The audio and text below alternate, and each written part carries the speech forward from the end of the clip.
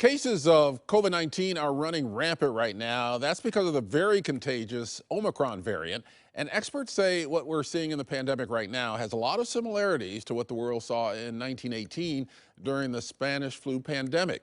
So joining us this morning to break down those parallels and what we can learn from them is Christopher McKnight-Nichols. He's an associate professor at Oregon State University. Thanks for being with us.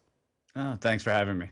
Yeah, just briefly before we get into 1918, people who are getting COVID now, especially the Omicron variant, often mistake it for the flu. Yeah. So the symptoms can be similar, correct? Exactly. Yeah. I mean, one of the things we're seeing now is that as opposed to earlier in this pandemic, some of the symptoms of the Omicron variant very much mirror a heavy cold or the flu. So things like, your runny nose, your sore throat, that sort of thing, not the loss of taste and smell as much as we were seeing earlier. So there's some reasons to think that if you've got a cold symptoms or flu symptoms, it might actually be COVID now, much more likely than earlier in this pandemic. Let's talk now about the parallels between the current Omicron surge and the flu pandemic surge in the winter of 1918. It hit some communities in Oregon really hard, that 1918 Spanish flu pandemic, especially in cities that had military presences like Astoria and Salem. Absolutely. Yeah. So one of the things that's fascinating about the 1918-19 pandemic, and one of the reasons that historians like me and public health scholars have been sort of raising the red alert since the beginning of 2020, is that we have very good data from 1918 and 19 about the spread of the flu because of the military, because of World War I, and because it was spread so much through, military troop transports and that sort of thing. So we actually know, who the likely first soldier was who brought the flu pandemic down to Portland. We know the routes of transmission to Astoria through Fort Stevens. And so we have a good set of data about that. And it hit those communities, especially where young and healthy people were congregated in larger groups in 1918 and 19, much harder.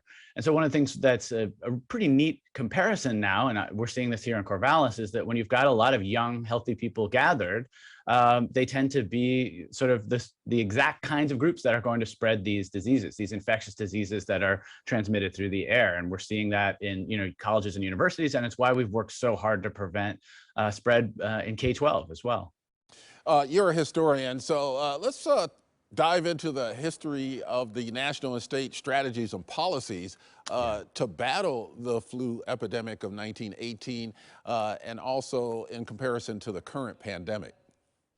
So I wrote this article recently in the Washington Post, and one of the really neat comparisons we have now is that the Omicron variant perhaps signals what we've been hoping for, the turn towards an endemic kind of seasonal flu-like component. And that's what we saw happening in late 1918 into early 1919. The most deadly part of the 1918 flu pandemic was in October, when roughly 200,000 Americans tragically lost their lives.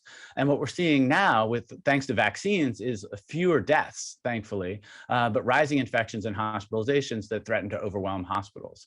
And one of the reasons all of that is happening isn't just the infectious disease that we're seeing, but also something comparable to 1918 and 19, which is fatigue from behaviors and pandemic protocols, things like masking or social distancing. People want to eat inside. People are taking more risks now, 2 years into this pandemic. It's not unreasonable, but it's a real problem for us, as it was in 1918 and 19. And if you're thinking about, as you asked, for these what are the kinds of public policy behaviors and actions that can be taken? One of the things we saw in 1918 and 19 is that the cities and counties that relaxed more rapidly, they did worse. Their economies didn't bounce back as much, and there was more infection, more hospitalization, and more death. So one of the warning signs we have from history that suggests that maybe we're at a good moment here, we're moving towards a better moment, towards that endemic future when we just live with COVID, is that if we relax our behaviors, if we don't take the right kinds of protocols into our everyday lives, we may have an even worse surge on our hands than is being predicted right now. And that's what we started to see in some cities and states around the US in 1918 and 19, in San Francisco and in Denver and other places. If politicians don't make the tough decisions, and if citizens don't take it on themselves to maybe get a better mask or be a little bit more proactive, this could get a lot worse before it gets better. Yeah, one of the things that really stood out to me is that, at least in the early stages, of course, the vaccines weren't available back then during the Spanish flu, but the resistance to masking and closures of businesses, that was present then as well as it is now. Absolutely. I mean, for historians, it's eerily similar. You're so right. I mean, the pushback of the, resistance to closing businesses, schools, churches, mask behavior, the kinds of fines, and people were thrown in jail if they didn't wear masks, very similar. The main difference is that it didn't map onto party politics. It was not partisan in 1918 and 19. There was no party that was for or against these things at any point that you can see. And it wasn't very organized. There were a few organized efforts in a few cities late in the pandemic of 1918 and 19. But we've seen much more organized pushback in 2020, 2021, and now 2022. So those are some important differences. And I think they tell us a lot about society today. Yeah, lessons for us to navigate as we try to get through this current pandemic. Thank you very much, Christopher McKnight Nichols with Oregon State University. We appreciate your insight this morning. Thanks so much for having me on. Thanks for caring about history. To stay up to date on the latest research and information on the Omicron variant, you can go to coin.com.